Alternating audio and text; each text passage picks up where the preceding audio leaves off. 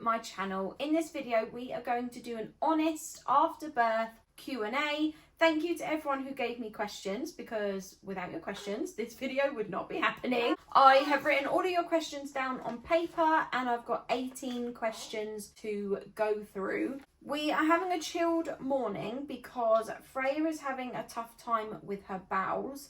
She has been having a tough time with her bowels for a few weeks now, but it's getting worse, so we might have to book another GP appointment, but we will see how we go today. Question number 1 is, are you getting much sleep?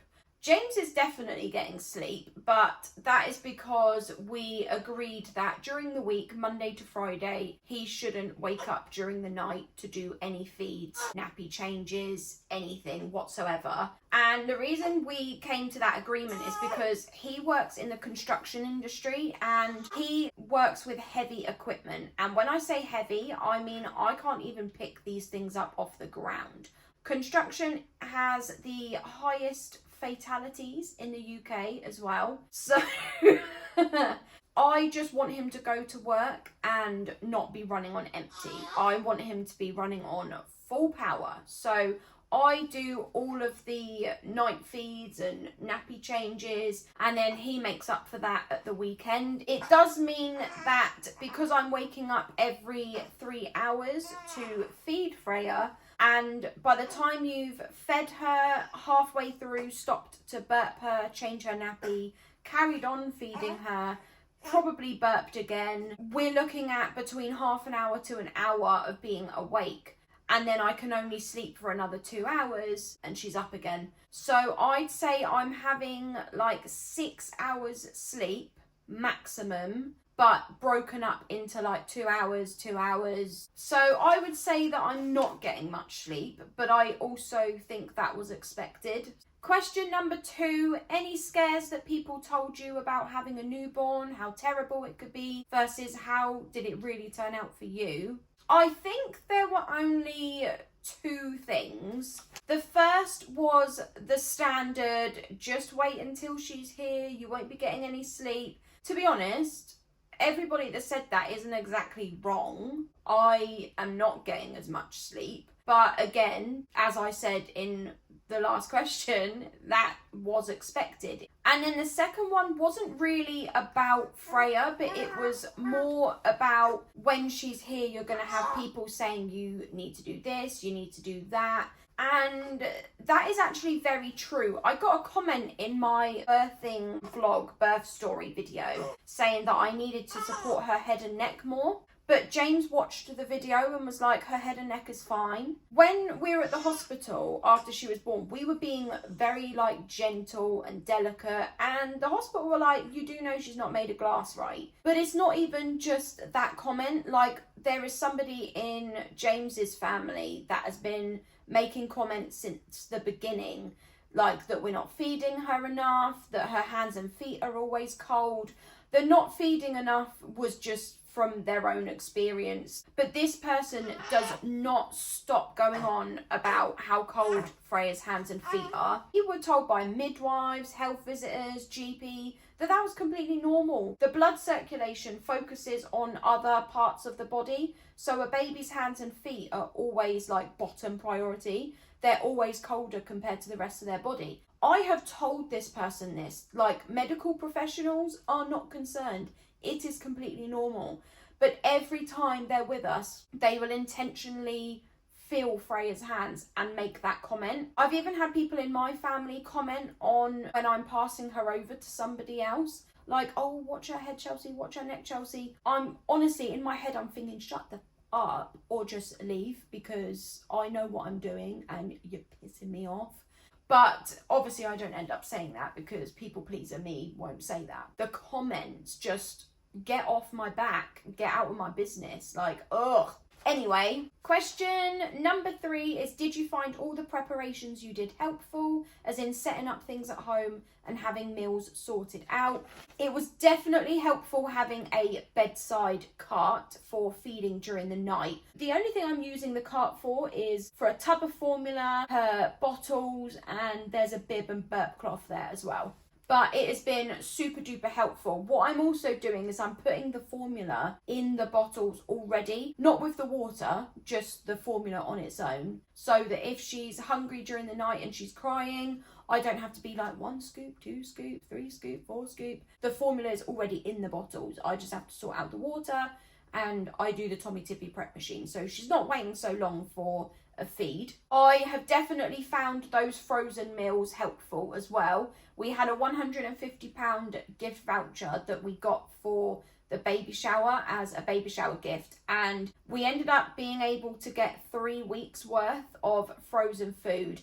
Question number 4 is, did you have baby blues apart from the first 12 hours you talked about in your birthing vlog? No, I haven't had any other negative feelings since the day that she was born, when we were in the hospital. Question number 5 is basically the same. Did you bond with your baby immediately? No, I didn't. It took like a day. Question number 6 is, maybe it's too early to ask, but are you planning a second baby, and how soon if you are? We do want another baby, and we're thinking we'd probably try to get pregnant next year when she's like 1, so that by the time the baby is born, she'll either be 2 or she'll be coming up to 2. If it gets to next year and we feel like it's too soon, we're not ready, then we will just push it back another year. Question number 7 is, how's your mental health been since you had a baby, like your OCD, OCPD, etc.?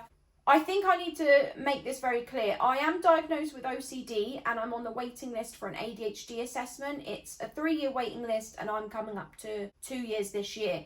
The OCPD, obsessive compulsive personality disorder, is not a diagnosis. Do you know what? It's frustrating because I know that I should be sleeping when the baby sleeps, but when I wake up at 6, 7 o'clock in the morning for her feed, I can't just go back to sleep because I know Poppy needs to be fed her breakfast at 8 o'clock. If I go back to sleep now, I might not wake up in time for her 8 o'clock breakfast. If I then get up and make her breakfast, I then need to fill up her water bowl. Then I want to do my whole morning routine, open the curtains, lock the door, sterilise the bottles, might even hoover, I might even do washing. I can't just wake up, do one thing and come back to bed. I have to then do my whole routine, sometimes even have a shower. And then after the shower, I'd be like, well, I might as well bath Freya as well. I feel like this is all to do with my OCD. I also feel like I am lonely because I don't go back to work till April next year and everybody is still at work. Friends, family, but I have made a mum friend and I am going to go to mum and baby classes on Wednesdays. Question number 8 is, how did James react to her very first black poop? He actually wasn't there for it because she did it the day after she was born, but in the early hours of the morning, and although I stayed overnight, James didn't, so he didn't see her first black poop. Question number 9 is there anything you regret and would change if you get pregnant again? I don't know if there's anything I regret. I mean, I'm gutted that I didn't get to do the baby moon, but that's because my waters broke early and then she could have come at any point. We ended up delaying the baby moon, so it's not cancelled, we've just delayed it. We're actually going to go in September. She'll be 4 months old and our dog Poppy's coming with us as well. Question number 10 is, why did you choose not to breastfeed? I didn't exactly choose not to breastfeed. I can't breastfeed for medical reasons. Medical reasons being that I had a boob job in 2019, so 6 years ago, and with everything there are side effects, and I got one of those side effects, just a minor one, nothing major, but my nipples are very sensitive, so the slightest pinch hurts, and I've actually had her on my chest just like this. This was recently, maybe a week ago. I've had her on my chest like this and she was just squeezing her hands and she actually caught my nipple and I was like, ow! Made her jump, made the dog jump. It was a very loud ow. I'm not going to do it now because I'm not going to do that to her. Just traumatise my child. But it really, really hurt. And what I didn't want is to hate feeding my baby. I mean, who wants to hate feeding their own child? So to not put myself in that position, I decided to formula feed. Question number 11 is how long did you stay in the hospital? I was at the hospital for 2 nights. I was there the night before the C-section, but I wasn't supposed to be. That was because I started bleeding. And then the night that she was actually born. So she was born in the afternoon and then I had to stay overnight. Question number 12, and this was a few questions because I got asked this by various people. How painful was the epidural? Do they numb the area before inserting it? Was your C-section painful? I didn't have an epidural, I had a spinal block. They are different. The epidural is from the waist down, and the spinal block, which is what I had, is from up here, like the top of your bump under your boobs down. And that's because they actually have to push at the top of your bump, like under your boobs, to push the baby down and out where they cut. They didn't numb the area before they put that needle in, and I can tell you that for certain because I cried. James was there in the room and he was like, it was literally like the air got taken out of you. I'm cool with needles. I don't care about needles, but that hurt. I was crying. All those women that said it just felt like having your bloods done, it did not feel like having your bloods done. Liars. Question number 13 is how painful is C-section recovery? Tips for C-section recovery. I completely overdid it on the first night that we were home because we got home from the hospital and I had been taking pain medication, so I didn't feel any pain whatsoever. I felt great. I felt fabulous. I got home and was doing housework. James's mum and sister came over an hour after we got home from the hospital and they were like, what are you doing? You're not supposed to be doing that. But I made up for it that night, that's for sure, because I could not stand up, crouch down, bend over, lay down in bed, sit up in bed, swing my legs around to get out of bed. I have 2 tips for C-section recovery. One is to keep on top of your pain medication. Even if you think that you don't need to take it, because guaranteed half an hour later, you're going to wish you'd have taken it half an hour ago. I was on pain medication for 1 week and then I wasn't in any pain anymore, so I didn't need the pain medication anymore. My second tip, and this, you don't need to listen to this. I would say when everybody's telling you, you shouldn't be doing this, you shouldn't be doing that, just listen to your body. You will know your limits. You will know what you can and can't do. Question number 14, and this is quite a few questions because they were all very similar and the same topic. How did you manage the pain? How long did it take for you to get on your feet? What pain meds did they offer you? Did anything happen differently in the C-section that was discussed? How are you recovering now? Did they make you take a shower after? What happened in pre-op? Okay, that is more than just a few questions. That's like several questions. How did you manage the pain? So I was taking 2 paracetamol and 2 ibuprofen every 4 hours. I'd set an alarm on my phone so that I didn't miss any. How long did it take for you to get on your feet? It took 4.5 hours and then I had feeling in my legs again. What pain meds did they offer you? They offered me paracetamol at the hospital, but I'd actually already packed my own pack of paracetamol. So I actually just took my own so that I didn't have to rely on them. Did anything happen differently? No, everything happened exactly as they said it would happen. How are you recovering now? I am absolutely splendid. As I said, I was in pain for a week and then I wasn't in pain anymore. I am still bleeding, which means I am still having to wear normal knickers. I'm a thong girly. I'm not wearing maxi pads anymore. I'm just wearing normal sanitary pads like when you have a period. I'm not even bleeding that much. Honestly, it is ridiculous. It's like the last day of a period where you have barely any blood. Did they make you take a shower after? So they don't make you take a shower. You can have a shower at the hospital, and if you want to, you want to. If you don't want to, you don't want to. They don't make you at all. I didn't shower at the hospital. What happened in pre-op? I actually feel like I can't answer this question because I was meant to have a pre-op appointment the evening before the C-section, but I ended up being admitted to hospital because I was bleeding. So when I was at the maternity assessment unit, they called the department that I was going to do the pre-op appointment in and was like, are you expecting Chelsea Nichols for a pre-op appointment? They were like, yeah. And then the maternity assessment unit were like, well, we've actually got her here, so do you want us to do it here, or do you want to come down and do it? I think because I didn't have a proper pre-op appointment, I don't think I got asked that many questions, because honestly, they were in the room like 5 minutes. They asked me if I had any allergies to medication, what my birthing preferences were, like if I wanted the drapes dropped, if I wanted immediate skin to skin, and that was pretty much it. Question number 15 is, how are you settling in as a family of 3 and your lovely dog?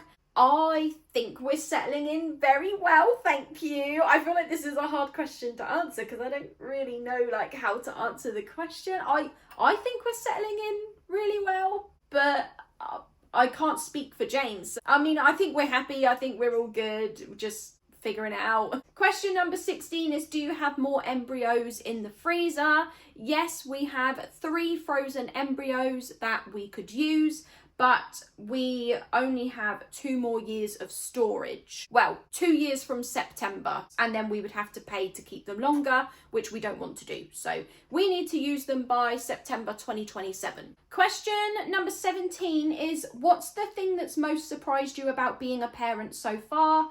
Hardest thing and best thing? Are you getting any help from parents, in-laws, friends during this newborn phase, or happy it's just you and James? I think what has surprised me the most about being a parent is that somebody wanted to have a family with me. Somebody has actually chosen me to be a mum to their baby, because spending my whole childhood, or a lot of my childhood, being told that I am never going to find somebody that will love me. No one will ever love me. I will grow old with cats. And this was not said in a jokey way either. This was said in a serious way. After that many times, you do end up believing it. And now I've been with James for 8 years. We have a home, we have a dog, we have a baby. I am just shocked that he even wants to have a family with me and that he's chosen me to be the mum of his children. I think that's absolutely crazy, bizarre. I would never choose myself. If I had to choose anybody, I would never choose myself. The best thing is just that we're here. We tried for her for like 4 years and then ended up having to have IVF. The fact that she's actually here with us, it's just bizarre. Like, we actually have this tiny human being. We did it. We actually did it. And then the hardest thing for me is knowing what to do with her, which is crazy because I used to work in childcare for 5 years. I'm qualified and everything. I mean, maybe I'm just out of touch now because I haven't worked in childcare since 2016, 2017. I've caught myself out giving her a bottle and just sitting in silence with it, or I'm bathing her in silence, changing her nappy in silence, just everything I do with her in silence. And then I feel proper mum guilt after, like, I should be talking to you, I should be singing with you, I should be dancing, I should be showing you your black and white books and doing tummy time, and it's like I just don't know what I am supposed to be doing for her development, or it's like I just don't know how to talk to her. As for if we're getting any help from parents, in-laws and friends, we're definitely getting help from James's parents and sister. My family actually live a 40-minute drive away and they all work full-time. My mum and my mum's wife don't drive either, so even if they wanted to help, they couldn't. As for friends, I only have one friend, but she works full-time and in hospitality, so evenings and weekends. I have made a mum friend and I am going to join a mum and baby group on Wednesdays, so I will hopefully make more mum friends and we can just help each other. Last but not least, question number 18, how has yours and James's relationship changed?